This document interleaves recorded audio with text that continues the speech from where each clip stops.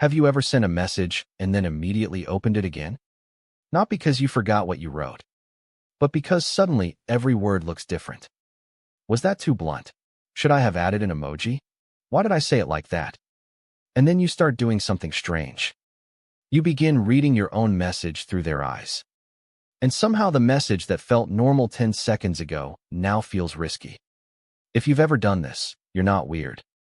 Your brain is just reacting to one of the strangest features of modern communication.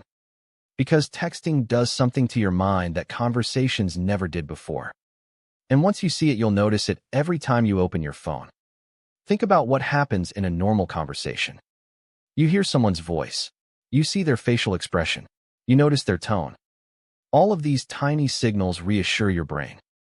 A smile means everything is fine. A laugh means the joke worked. A confused face means you can explain again. Your brain is receiving hundreds of little clues every minute. But texting removes almost all of them. No tone, no facial cues, no immediate reaction. Your brain is basically trying to read a book with half the pages missing. And when the brain doesn't have enough information, it does something very predictable. It starts guessing. Psychologists explain that digital messages remove many social cues the brain normally uses to feel safe. So the mind fills the gaps with assumptions. Which is why a simple text like, "Okay," can suddenly mean 10 different things in your head. Think of texting like sending a paper airplane. You write your message, you throw it across the room, and then you just sit there watching it glide. And the longer it stays in the air, the more your brain starts imagining where it might land. Maybe they loved it. Maybe they misunderstood it. Maybe it crashed. And suddenly you're analyzing the shape of the airplane you just threw. Should I have folded it differently? Should I have added another sentence? But the plane is already gone. There's another reason this happens. It's something psychologists call the spotlight effect. It's the tendency to believe people notice and judge our actions more than they actually do. When you send a message, your brain imagines a spotlight shining on it.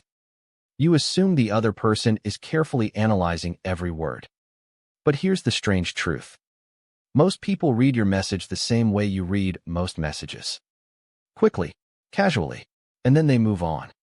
The spotlight you feel mostly exists inside your own head. But the real overthinking usually starts after you send the message. When you're waiting for the reply, minutes pass, then an hour. Then suddenly your brain becomes a detective. Why haven't they replied yet?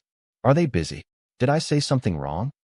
Psychologists say this happens because waiting for a reply creates uncertainty, which can quickly trigger anxiety and rumination. Your brain hates uncertainty. It prefers a bad answer over no answer. So when no reply comes, your mind starts writing its own story. Imagine sending a message like knocking on someone's door. In real life, you'd either hear footsteps or someone would open it. But texting is like knocking on a door and then standing outside in silence. You don't know if they heard you. You don't know if they're coming. And the longer you wait, the louder your imagination becomes. The strange thing about overthinking texts is this. It's not really about the message. It's about how much your brain cares about being understood. Your mind is trying to protect your social image, even if that means rereading a 2-sentence message 10 times. But once you notice this pattern, something shifts. You catch yourself opening the message again. You catch your brain rewriting what you already sent. And in that moment, you realize most people aren't analyzing your message the way you are. They're just reading it and moving on with their day. Which means the conversation that's stressing you out mostly exists inside your own head. And once you start noticing these tiny social behaviors, you begin to understand people and yourself a little better. If you enjoy discovering these hidden patterns in everyday conversations, stay and subscribe. Because there are dozens of strange little behaviors we all do without realizing it. And the more you understand how your brain works, the more fascinating these everyday moments become.